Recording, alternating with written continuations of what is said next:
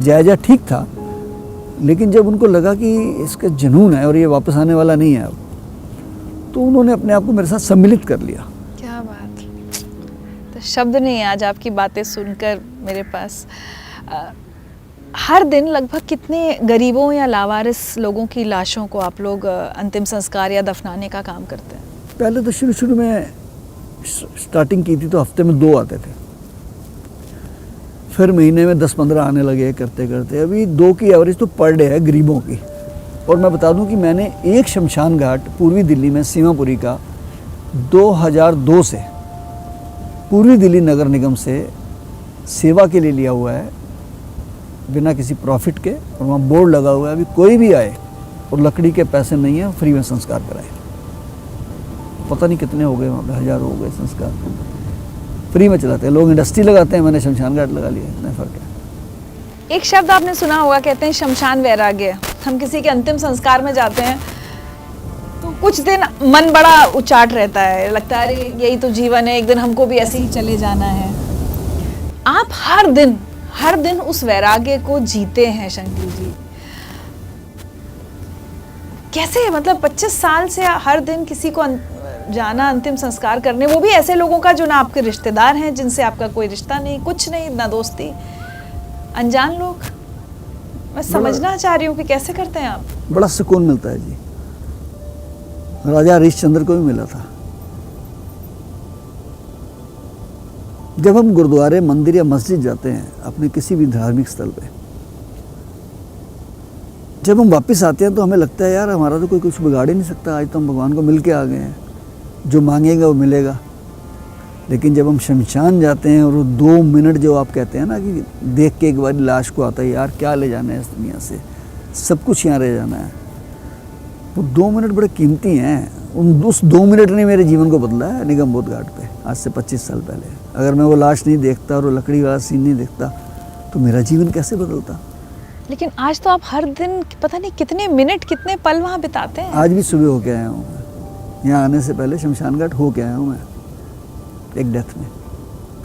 आदत पड़ गई है और सुकून मिलता है वहाँ जाके। मैं जब देखता हूँ लोगों को, और जब भी जाता हूँ मैं किसी और की डेथ में हूँ, वहाँ कोई ना कोई गरीब आया होता है कि शंटी जी हमारे पास तो शॉल नहीं है, शंटी जी लकड़ी नहीं है, पंडित जी को देने के लिए पैसे नहीं हैं। तो मुझे बड़ा सुकून मिलता है जब मैं वो काम करता हूँ। तो मैं वो चोरी छिपे भी कर देता हूँ, घर बता के भी कर देता हूँ, हर तरीके से करता हूँ। मैं ऐसे किसी को भंडारे में खिलाने से अच्छा मैं ये काम ज़्यादा जरूरी समझता हूँ। देखिए ना, इस इतने बड़े काल में भी जब लोग लंगर से लोगों को संतुष्ट कर रहे थे, तो हमने लाशों के उस भंडार में भी अपनी सेवा को जारी रखा।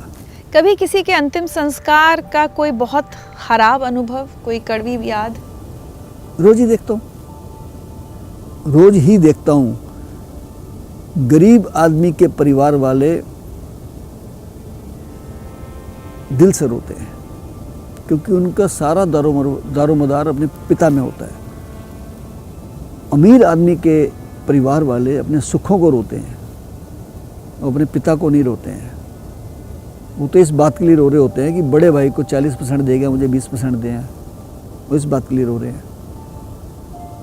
और मैंने आंखों में आंसू भी नहीं देखे पैसे वालों की, उनके आंसू सूख चुके हैं, बिल्कुल सूख चुके हैं। उनकी वो अपनी खुशियों के लिए, अपने स्वार्थ के लिए, ये बहुत बड़ी बात है कि वो दाह संस्कार करने भी आ जाएं तो बहुत बड़ी बात है।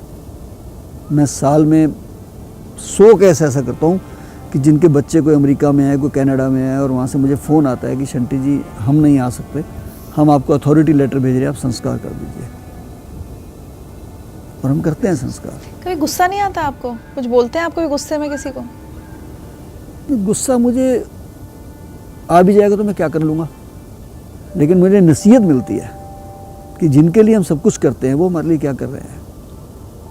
एक माँ, एक बाप अपने तन को मार के, अपने मन को मार के, हो सकता है कि पिता जब घर में बच्चों के लिए सामान लाता है, हो सकता है उसकी जेब में पैसे ना हो और वो कहीं से उधार लेके भी लाता हो, बच्चे की फीस भी देता है कहीं से भी लाके, घर का सामान भी लाता है। लेकिन वही पिता जब मर जाता है और वो बच्चे बड़े वेल सेटल हैं, और ये भी शॉट देखा है कि एक दोनों बेटे अमेरिका में हैं, पत्नी को पैरालिसिस हो जाता है, पिता बेचारा उसकी सेवा करता है, मलमूत्र उठाता है, लेकिन एक दिन वो पत्नी सुबह देखती है कि उसका पति आज मेरा मलमूत्र नहीं उठा रहा, खुद वो उठ नहीं सकती, तो देखती है तो दूसरे पे पति उसका मरा पड़ा है। अब उसके अंदर इतनी हिम्मत नहीं है कि वो उठ के बेचारी उसको उठा सके। बहुत दूर तक MTNL का फ़ोन पड़ा था, 3 से 4 घंटे में घिसट घिसट के वहाँ जाती है, फ़ोन मिलाती है लेकिन बोल नहीं पाती है, लेकिन फ़ोन नंबर से पड़ोसी समझ जाते हैं कि कोई बात है कि ये फ़ोन बोल नहीं रहे हैं, और गेट तोड़ के वो अंदर आते हैं, उठाते हैं। शहीद भगत सिंह सेवा दल का फ़ोन आता है, हम जाते हैं उनके, और जैसे ही उनको ले जाने थे मिसिस की भी डेथ हो जाती है उस शौक पे। फ़ोन किया जाता है अमेरिका में, तो उन बच्चे कहते हैं जी हमको तो बहुत समय लगेगा, आप संस्कार कर दीजिए।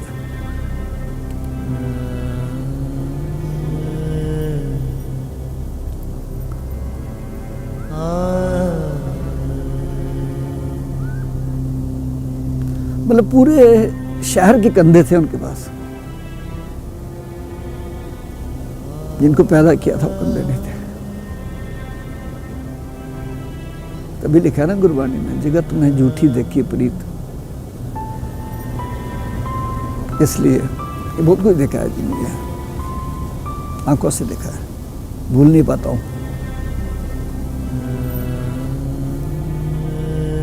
और ये सच है जीवन का, हम लोग बहुत प्यार करते हैं, लेकिन मुझे लगता है कि हम जिनको प्यार करते हैं वो बड़े होकर उस प्यार को भूल जाते हैं, उनको कुछ और दिखता है, उनके लिए प्यार से ज़्यादा चीज़ों की कीमत है। इसलिए मैंने तो अपने जीवन को बदल लिया है जी काफ़ी हद तक। मैं बड़ा सेटिस्फाई हूँ इस बात से कि जो हो रहा है अच्छा हो रहा है, जो होगा अच्छा होगा, किसी के ऊपर हम उम्मीद ही ना रखें, अपने आप को इतना प्रिपेयर कर दें। मेरे पास 10 फ़ोन ऐसे आते हैं कि शंटी जी मैं लिख के जा रहा हूँ कि मेरी डेथ हो जाए तो संस्कार मेरे बच्चे ना करें, आप करें। अच्छा। लिख के जाते हैं। उन्हें पता होता है कि नहीं करेगा कोई उनका? करेगा भी तो कहते नहीं, हम आपसे कराना चाहते हैं, कम से कम आप विधिवत तो कर दोगे, समय पे तो कर दोगे।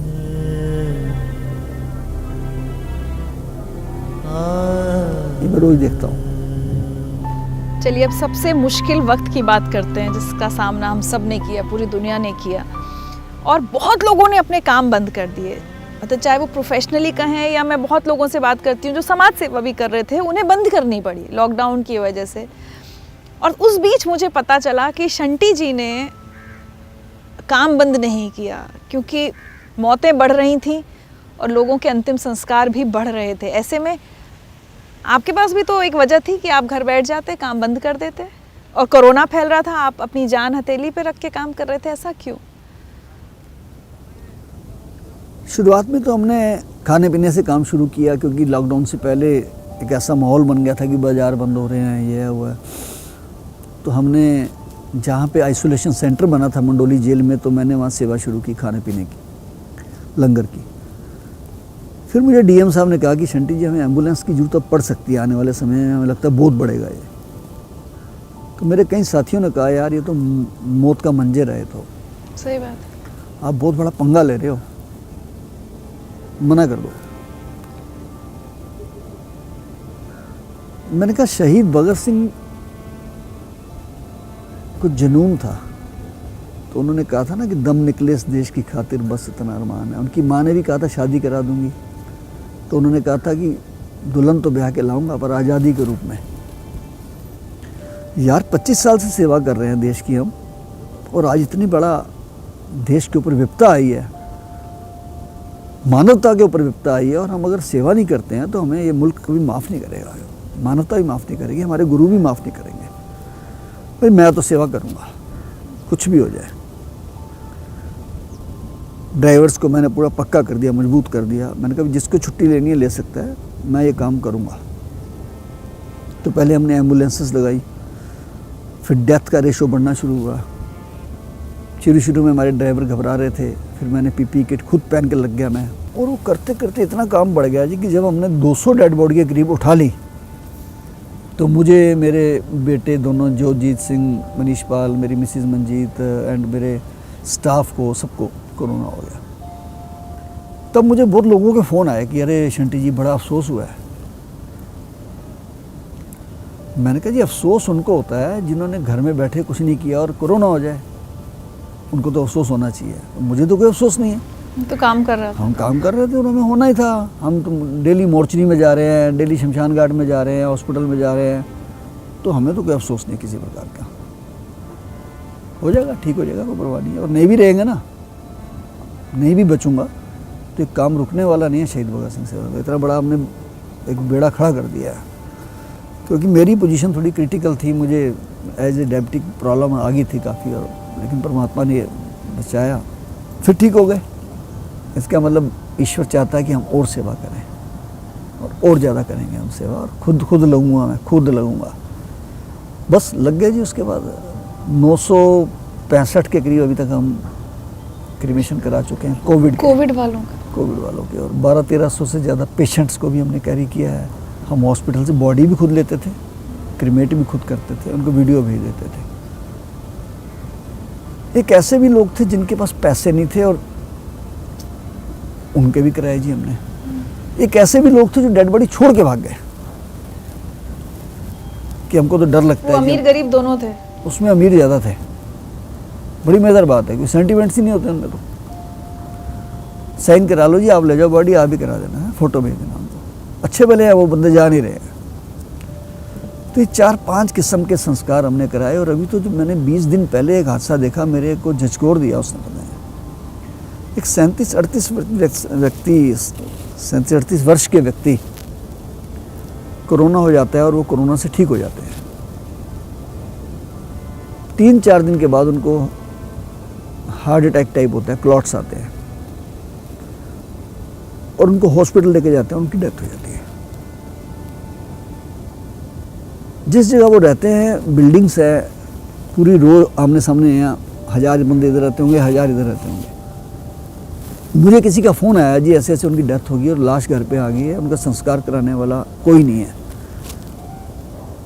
तो मैं समझ गया सारा हादसा कि मैं अपने वॉरियर अपने साथ रखता हूँ, 4 वॉरियर हमेशा संस्कार कराने के लिए। पीपी किट वगैरह पहन के हम पूरे एक्यूप्ड होके जाते हैं। मैं हैरान हुआ उस चीज़ को देख के कि वो व्यक्ति जो वहाँ का एक बहुत अच्छा सोशल वर्कर भी था, सिंगर भी था, वो उसकी मिसेज जो 30-35 साल की होंगी, दोनों तरफ की बिल्डिंगों में 500-500 लोग ऊपर खड़े हैं, जैसे कोई नीचे शूट हो रहा है या कोई कार्यक्रम हो रहा है। अकेली लेडी उसकी यार लाश के पास बैठी है, अकेली उसकी मिसेज। वो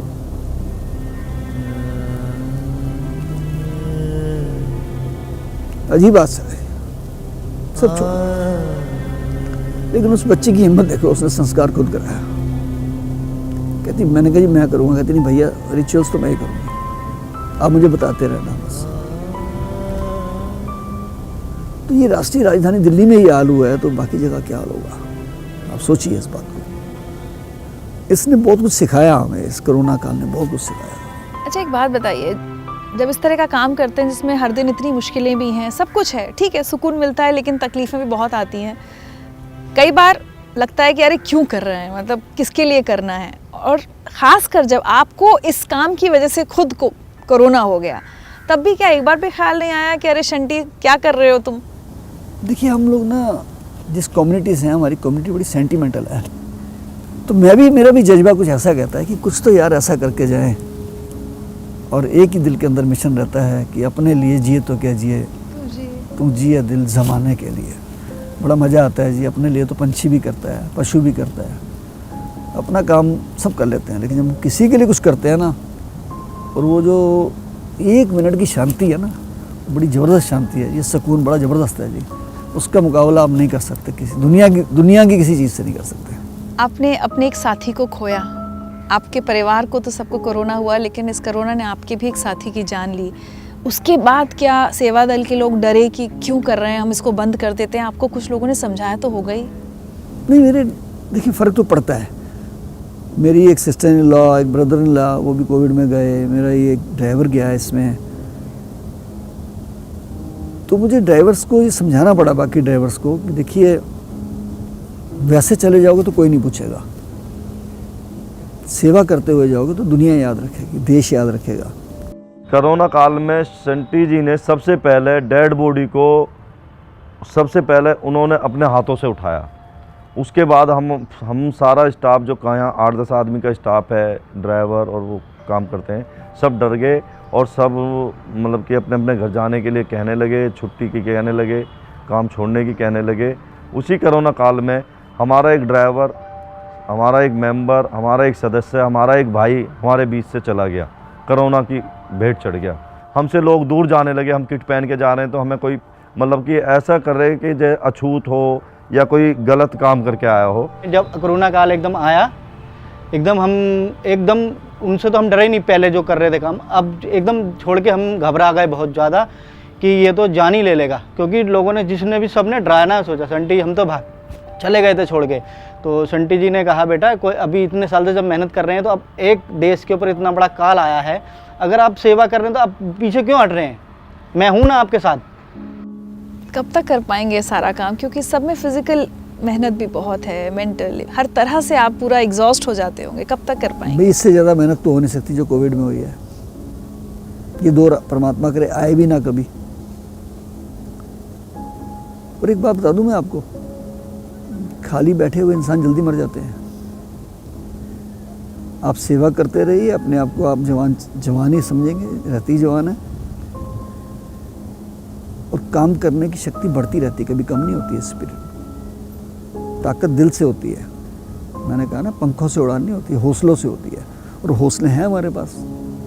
और हम जब भी निकलते हैं सुबह यही प्रार्थना करते हैं कि देश शिवा बरमोए है शुभ कर्मन ते कबहो न टरो और सो जब जाए लरो, निश्चय कर अपनी जीत करो। शाम को वापस आए तो कुछ करके आए हम आज।